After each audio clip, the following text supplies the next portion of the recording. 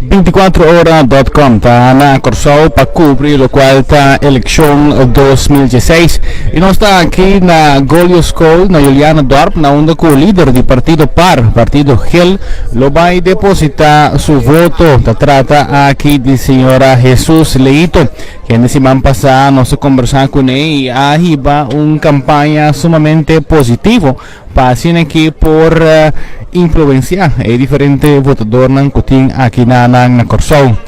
Antes conocí, nos recuerda que el ministro presidente, ex vicepresidente de Corsao, estaba del partido PAR y ahora un viaje más, el partido está conocer una dama líder. Agora su primera palabra aquí na algún momento promete que va a hacer su derecho de voto.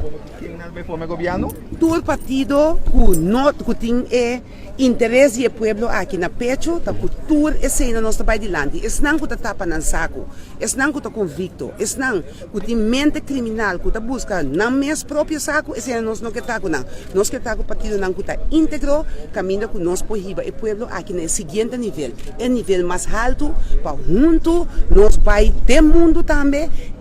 Vai na caminho com o Corsao e gente de Corsao sempre a cana adiante. Estamos con la señora Zita Jesús Leito, que está ganando, vayendo parte para dentro, para hacer aquí por depositar su derecho de voto a quedar en la Juliana Dorp.